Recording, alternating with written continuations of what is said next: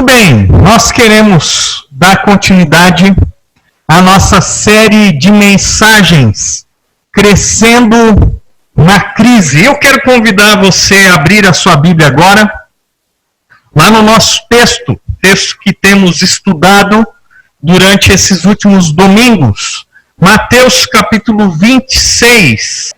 Então nós vamos ler a partir do 30, tá bom? Muito bem. Depois de terem cantado um hino, saíram para o Monte das Oliveiras. Então Jesus lhes disse: ainda esta noite todos vocês me abandonarão, pois está escrito: ferirei o pastor e as ovelhas do rebanho serão dispersas. Mas depois de ressuscitar, irei adiante de vocês para a Galileia. Pedro respondeu: ainda que todos te abandonem, eu nunca te abandonarei. Respondeu Jesus: asseguro-lhe que ainda esta noite, antes que o galo cante 3 vezes, você me negará. Mas Pedro declarou: mesmo que seja preciso que eu morra contigo, nunca te negarei. E todos os outros discípulos disseram o mesmo.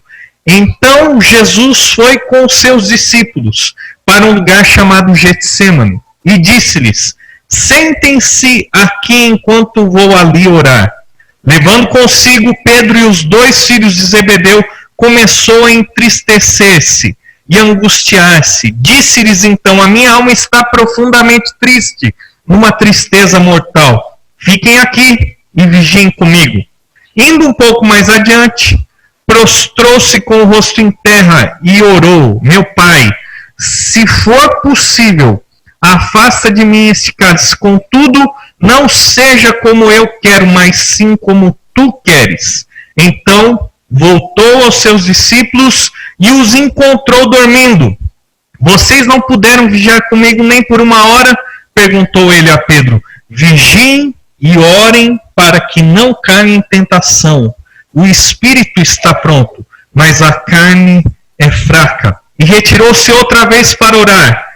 Meu pai, se não for possível afastar de mim este cálice, sem que eu o beba, faça-se a tua vontade. Quando voltou, de novo os encontrou dormindo, porque seus olhos estavam pesados.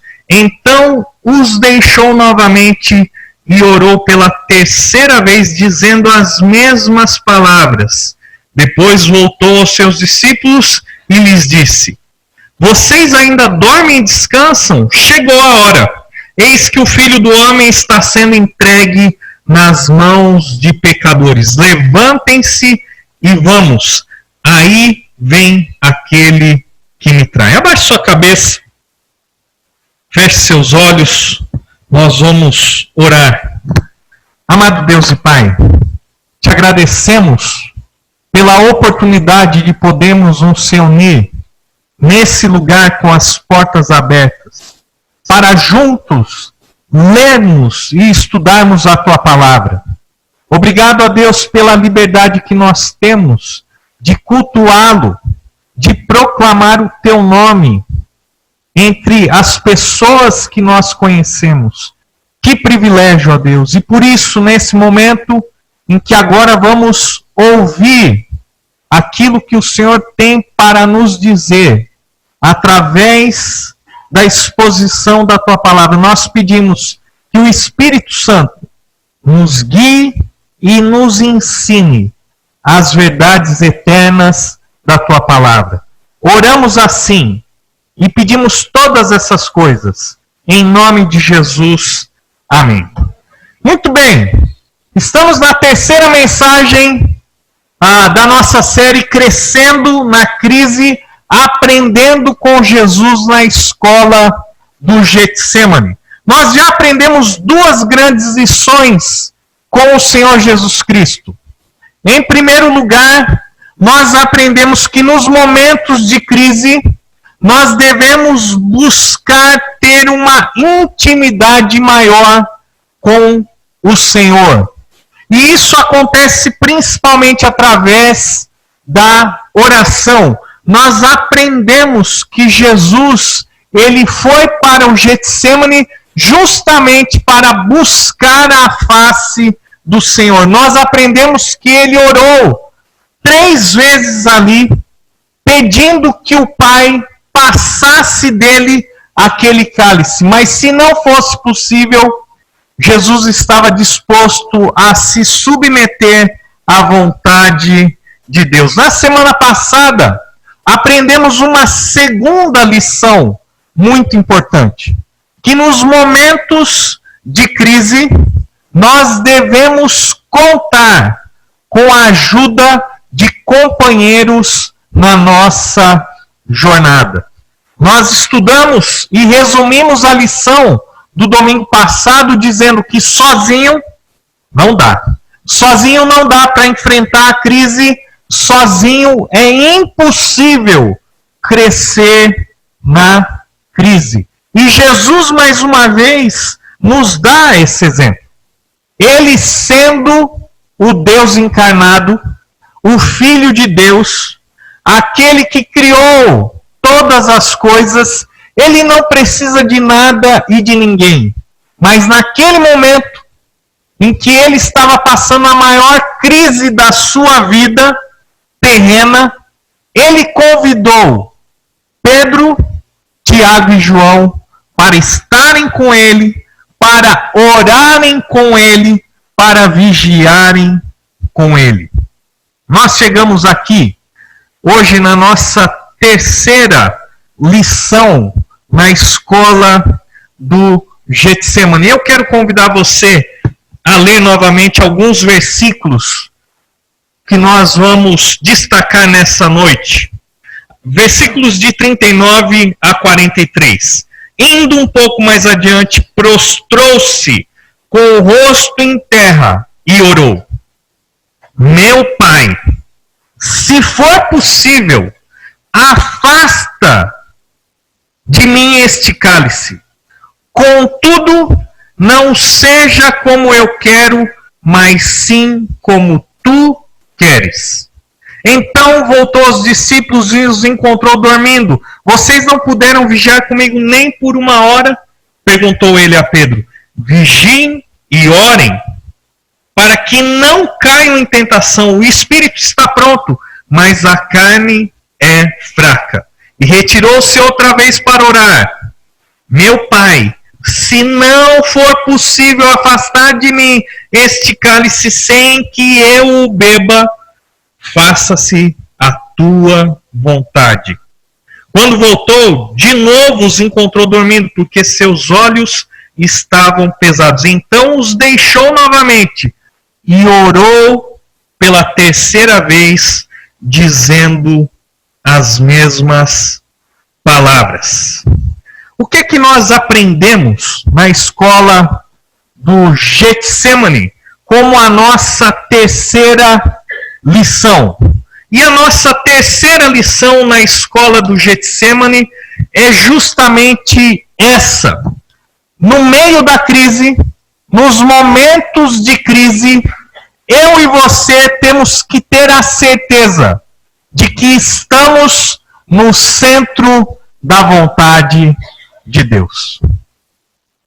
Quando você estiver em meio a uma crise, quando você estiver enfrentando uma grande dificuldade, quando você se deparar diante de um grande problema, tenha a certeza de que o melhor lugar para você estar é no centro da vontade de Deus. E eu sei que muitas pessoas vão dizer o seguinte, mas a vontade de Deus não tem centro. Ou você está dentro da vontade de Deus, ou você está fora da vontade de Deus. Mas quando nós falamos de estar no centro da vontade de Deus, nós estamos querendo usar de uma maneira figurada a ideia de que é realmente acertarmos na mosca, no centro, justamente naquele ponto de estarmos realmente, totalmente adequados, estarmos dentro da vontade de Deus. Nos momentos de crise, é muito difícil nós alinharmos as nossas vidas com a vontade de Deus. Por quê? Porque quando tudo vai bem, quando tudo são flores, quando nós estamos prosperando, quando não existem problemas na nossa família, quando os nossos filhos vão bem, quando a nossa profissão está decolando, aí é muito fácil nós obedecermos a Deus e nos alegrarmos com a sua vontade. Difícil é se manter na vontade de Deus, dentro da vontade de Deus, no centro da vontade de Deus, quando as coisas vão mal. Quando tudo conspira contra a nossa felicidade, contra o nosso bem-estar. É fácil orar quando nós temos muitos motivos para agradecer. Difícil é orarmos quando nós nos sentimos distantes de Deus. Quando nós sentimos que Deus, de alguma maneira ou outra, se afastou das nossas vidas. Quando tudo aquilo que nós esperamos que aconteça, simplesmente não acontece. Difícil é orar quando Deus fica em silêncio. Veja que o Senhor Jesus, nesse texto, ele nos ensina uma grande lição. E nós encontramos aqui um grande contraste entre Jesus e os seus discípulos. Enquanto Jesus ora, os discípulos dormem. Enquanto Jesus sofre, os discípulos descansam. Enquanto Jesus luta, os discípulos abaixam a sua guarda. Enquanto Jesus se submete à vontade de Deus, os discípulos simplesmente ignoram a vontade de Deus. Como é que você lida com a crise? Com quem você se parece quando as coisas não vão bem? Quando as coisas ficam feias? Quando realmente os problemas se abatem sobre a sua vida? Será que nesses momentos você reage como Cristo, que orou, que sofreu diante de Deus, que lutou, mas que também se submeteu à vontade do Pai? Ou será que você, nos momentos de crise, simplesmente fica anestesiado, apático? Você dorme, você descansa, você abaixa a guarda, você ignora a vontade de Deus. Veja que Jesus, ele não se comportou da maneira como os discípulos se comportaram.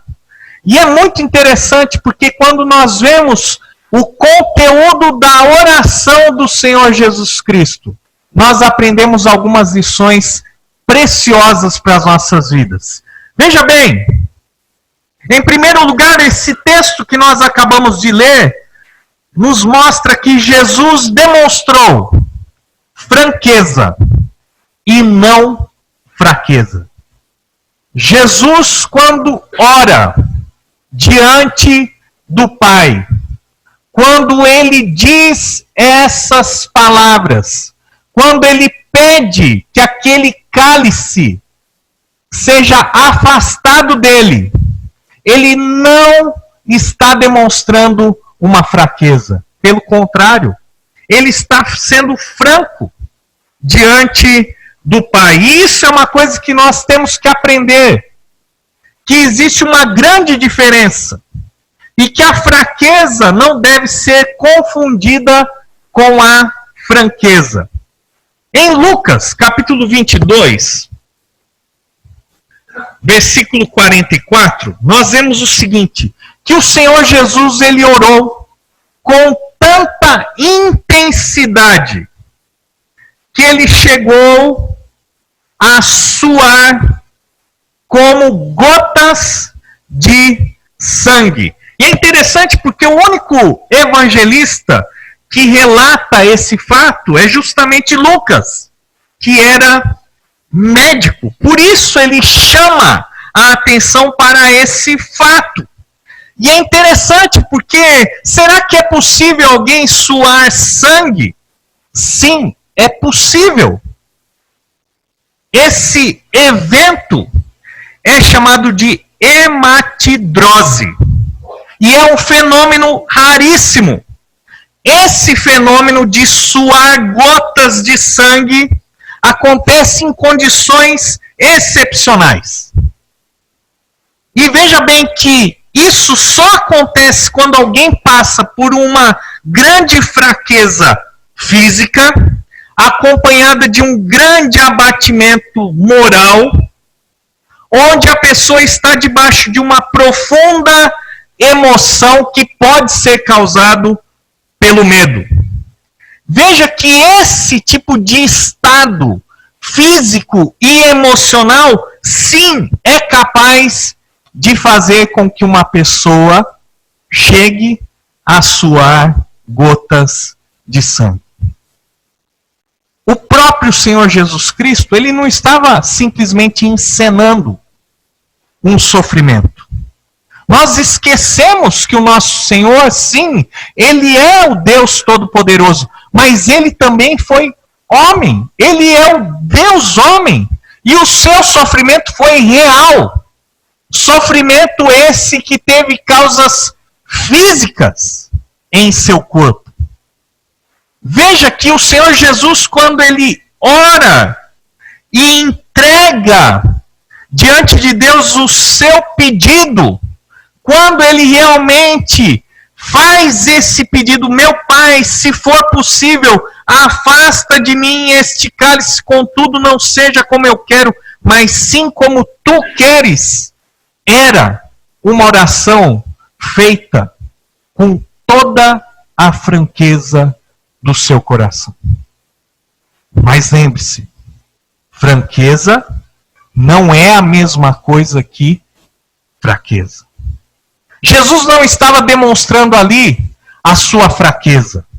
Ele não estava naquele momento relutando contra a vontade de Deus, mas ele estava sendo sincero e expondo diante do Pai todo o seu sofrimento e toda a sua angústia. Qual foi a última vez que você orou com sinceridade do seu coração? E você se derramou diante do Pai e colocou para fora todos os seus temores, todas as suas angústias, todas as suas dúvidas, todos os seus conflitos. Quando fazemos isso, nós não estamos demonstrando fraqueza espiritual, mas estamos sendo verdadeiros e sinceros diante do nosso Pai. Existe também uma segunda lição que nós podemos aprender com a oração de Jesus. E quando Jesus ele ora, e o texto nos fala que ele orou 3 vezes essas mesmas palavras, nós aprendemos que Jesus demonstrou que insistência não é a mesma coisa que insubmissão. Veja bem, Jesus orou 3 vezes pedindo a mesma coisa. Se for possível, afasta de mim esse cálice. Se for possível, afasta de mim esse cálice. Se for possível, afasta de mim esse cálice. Jesus já conhecia o plano de Deus, conhecia o plano eterno de Deus. Por isso nós vemos alguns versículos anteriores a essa passagem do Getsêmani. Jesus declarou, olha, é isso que vai acontecer comigo. Eu serei traído. Eu serei condenado à morte. Mas eu irei ressuscitar. E eu irei à frente de vocês. Ele conhecia os fatos. Ele conhecia aquilo que iria acontecer com ele. Mesmo assim, ele orou. Ele insistiu na sua oração. Se for possível, afasta de mim esse cálice. Se for possível, afasta de mim esse cálice. Se for possível, afasta de mim esse cálice. Jesus demonstrou que a insistência na sua oração não era, de forma alguma, uma atitude de insubmissão. E existe uma grande diferença entre essas duas palavras. Nós devemos insistir diante de Deus. Devemos colocar todos os nossos pedidos através da súplica, através das petições. Nós devemos sim nos derramar diante de Deus. Isso não é um problema. Deus não recusa esse tipo de oração. Porém, é importante que todos os nossos pedidos, que todos os nossos clamores, que todos os nossos desejos que são levados até o trono de graça de Deus Pai, eles precisam também ser acompanhados com uma atitude de submissão. E esse é o grande problema. Porque todos nós aprendemos, logo no início da nossa caminhada cristã, que Deus sempre responde às nossas orações. Deus pode responder, sim, às nossas orações. Ele então atende os nossos pedidos. Nós também aprendemos logo cedo que Deus pode responder não às nossas orações e que muitas vezes Ele pode dizer espere ou ainda não. Nós não temos problemas com o sim e nem com o ainda não. O nosso problema é quando Deus diz não às nossas orações. Veja que o Senhor Jesus, quando Ele ora, Ele sempre termina a sua oração dizendo o seguinte: contudo, não seja como eu quero, mas sim como tu queres. Faça-se a tua vontade e não a minha. O Senhor Jesus nos ensina que sim, no momento de crise, nós devemos insistir em nossos pedidos, em nossas súplicas, em nosso clamor. Porém, nós também devemos estar dispostos a nos submeter à vontade de Deus. Foi assim com o Senhor Jesus. Foi assim que Ele lidou com o sofrimento. Foi assim que Ele, de bom grado, aceitou beber do cálice da ira de Deus.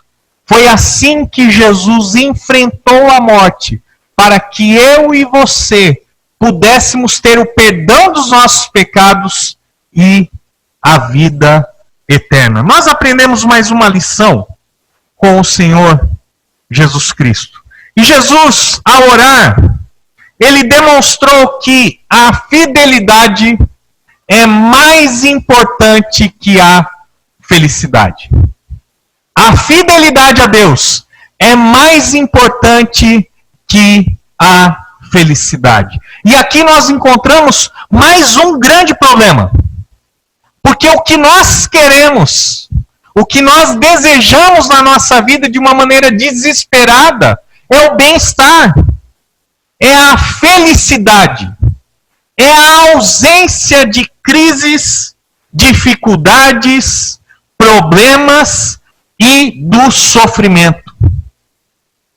Nós não sabemos lidar muito bem com essas coisas. Nós não lidamos bem com o sofrimento. Nós não lidamos bem quando as portas se fecham diante de nós. Nós temos muitas dificuldades com o não de Deus. Mas veja que o Senhor Jesus, sendo legítimo no seu pedido, Deus, eu não quero experimentar essa morte. Eu não quero carregar o peso do pecado de toda a humanidade.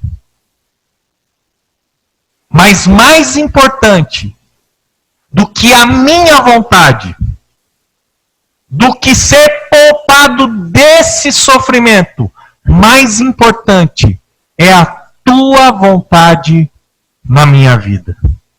Por isso o Senhor Jesus demonstra essa grande verdade, de que a fidelidade a Deus é mais importante que a nossa felicidade.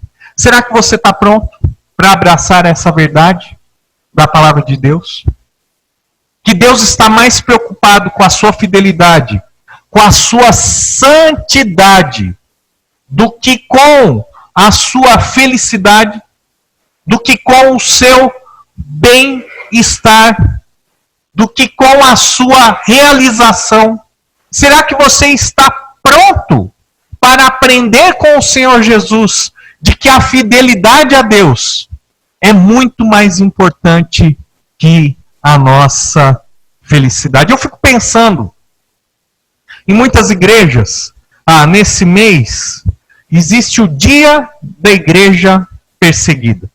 Um dia que as igrejas se separam para orar por aqueles irmãos que estão em países onde o evangelho não pode ser pregado, onde uma pessoa não pode ser batizada sem correr o risco de ser preso, de ter os seus bens confiscados e de, quem sabe, até mesmo ser condenado à morte pela sua fé em Jesus Cristo. E eu fico imaginando esses irmãos que não têm o privilégio que nós temos de ter toda a Bíblia traduzida em nossa língua, que não têm um prédio confortável para se reunirem, que não conhecem o que é louvar através do cântico congregacional e através dos instrumentos. Irmãos esses que, para cultuar a Deus, têm que ir para o deserto, ou para as florestas, ou quem sabe, para os canais de esgoto, longe das pessoas, com o risco de serem condenadas, de serem tiradas do convívio das suas famílias. E eu fico imaginando esses irmãos que realmente sabem o que é ser fiel a Deus. E eu fico imaginando nós aqui no Brasil.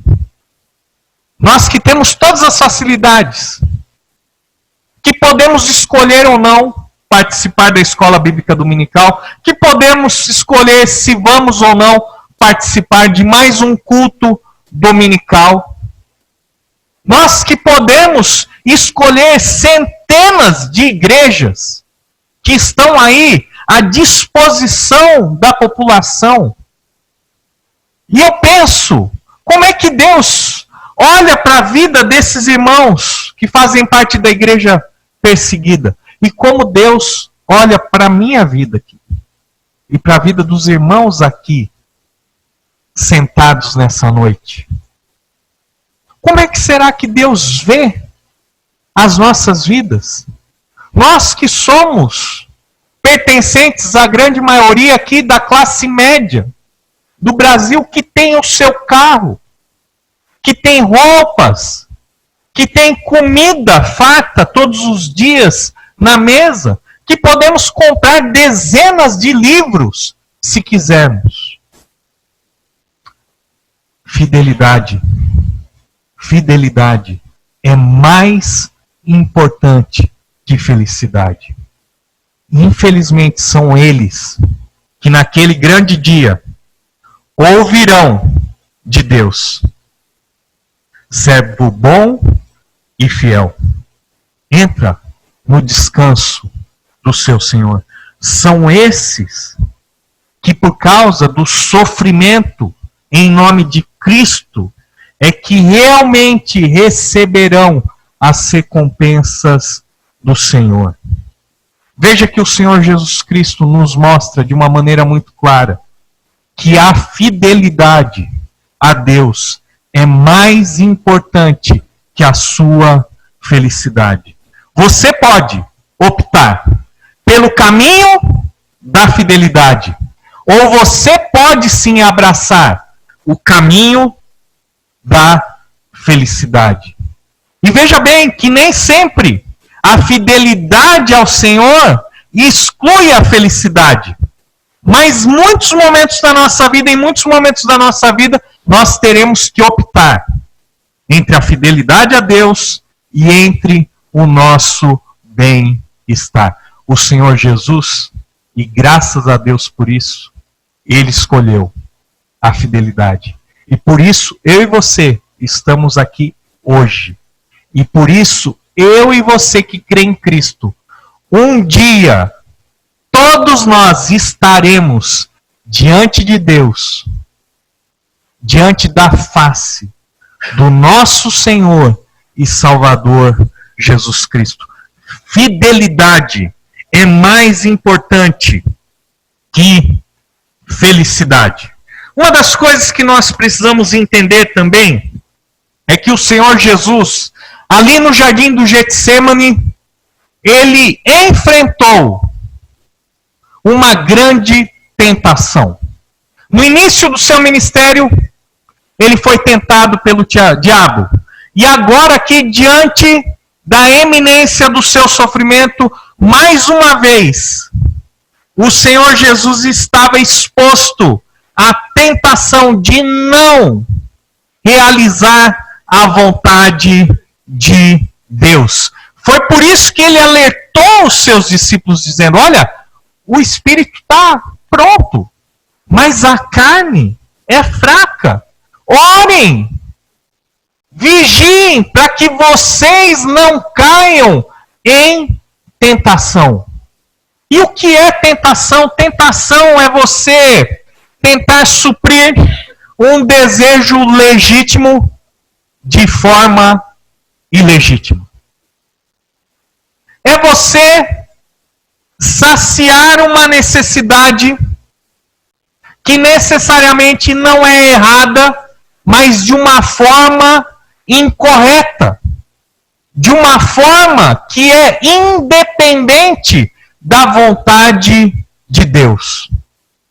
Veja que Jesus, ele se manteve firme, apesar do seu sofrimento, apesar da sua angústia, apesar da sua profunda tristeza. Isso era real. O pedido de Jesus foi real. Ele disse: Pai, se possível, afasta de mim esse cálice. Mas não seja como eu quero, mas como tu queres. Olhe um pouquinho para o texto e veja a reação dos discípulos. Jesus pede para eles orarem. Eles estão dormindo. Jesus pede para eles vigiarem.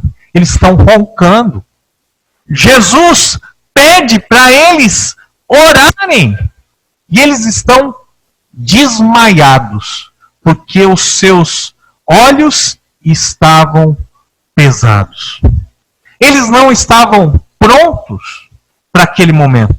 E veja que a prova para os discípulos foi uma prova muito mais leve que a prova que o Senhor Jesus foi exposto. Mas os discípulos, todos eles foram reprovados. Porque no momento em que os guardas prenderam a Jesus, todos os discípulos fugiram e abandonaram o nosso Senhor. Pedro que disse: não, Jesus, eu, de forma alguma, se for preciso, eu irei morrer pelo Senhor. Nós conhecemos a história.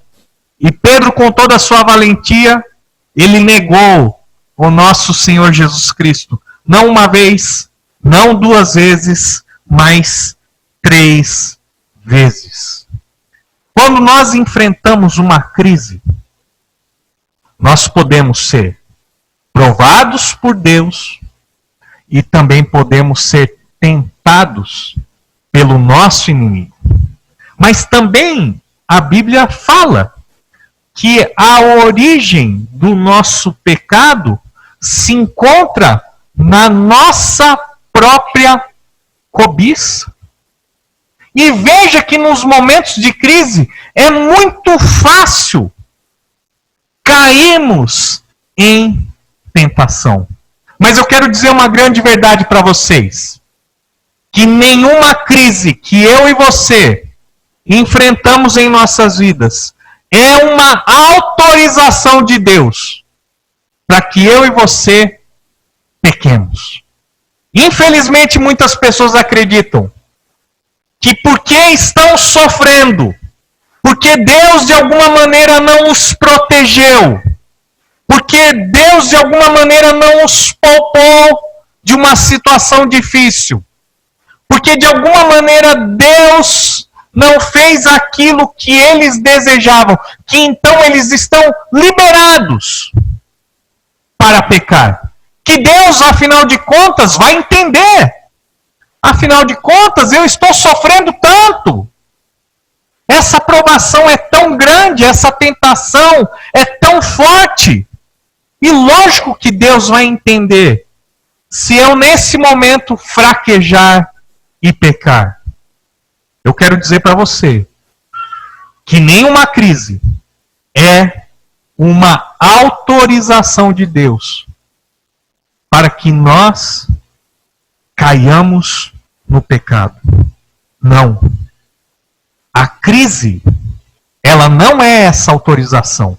Nós precisamos estar atentos nos momentos de crise para ficarmos justamente dentro da vontade de Deus, no centro da vontade de Deus. Quanto pior a crise, maior deve ser o nosso esforço para orar, para vigiar, para nos encontrarmos na vontade de Deus e em fidelidade ao nosso Senhor. Eu quero terminar a mensagem de hoje falando sobre algumas aplicações a respeito da vontade de Deus e a crise. Em primeiro lugar, quando você estiver no meio de uma crise, não é o melhor momento para você tomar decisões radicais. Cuidado! Porque nos momentos da crise, nós corremos. Nós queremos nos adiantar, nós queremos sair do sofrimento. Cuidado, no momento de crise, você não deve tomar nenhuma decisão radical. Você não deve ser precipitado. Você não deve tomar uma decisão que não foi refletida e muitas vezes refletida. Nas crises, nós temos que tomar cuidado com as nossas decisões. Existe uma segunda aplicação que eu quero compartilhar com os irmãos. É que na crise, nós devemos discernir a vontade de Deus através do filtro, da oração e da palavra de Deus. Pastor, mas de novo isso? De novo. Sabe por quê? Porque no momento da crise, os cristãos param de orar, não vêm ao culto de oração, não convidam outras pessoas para interceder. No momento da crise, parece que nós esquecemos tudo. E parece que Deus não é tão real assim. Infelizmente, no momento da crise, ao invés de nós lermos mais a palavra de Deus, de termos mais tempo de meditação na palavra de Deus, de estarmos frequentes no culto da igreja, nós abandonamos essas práticas de disciplina espiritual. Na crise, discirna a vontade de Deus através dos filtros da oração e da palavra. Uma terceira aplicação é que nós não devemos negociar a nossa fidelidade a Deus, por mais que as alternativas sejam atrativas e agradáveis. Nos momentos de crise, nós vamos nos deparar com soluções que são mais fáceis, mais rápidas e são indolores. No momento da crise, muitas pessoas buscam a vontade de Deus da seguinte maneira: qual porta Deus vai me abrir? Porque a porta que Deus me abrir, com certeza é a vontade de Deus. E eu quero dizer para você, meu irmão, minha irmã, que nem sempre uma porta aberta é sinônimo da vontade de Deus. Não é porque uma porta se abre diante de nós, é que nós temos que entrar por essa porta.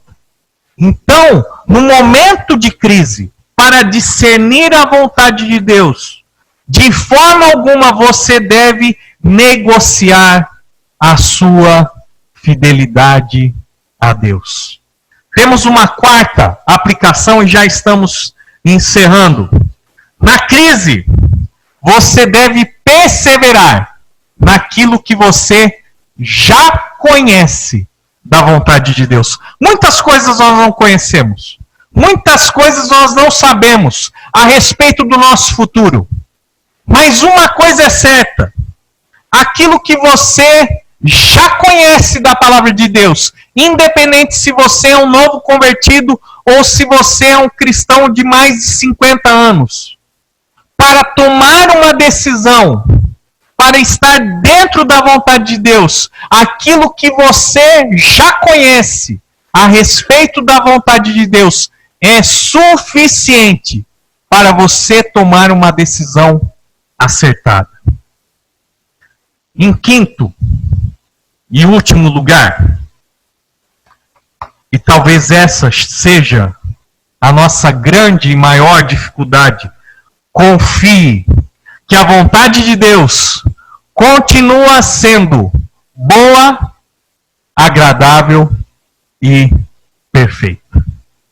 Na crise, continue confiando que mesmo quando tudo parecer fora do lugar, quando todas as coisas estiverem desmoronando diante dos seus olhos, sobre a sua cabeça, confie. É nesse momento que você precisa confiar, que a vontade de Deus continua sendo boa, agradável e perfeita.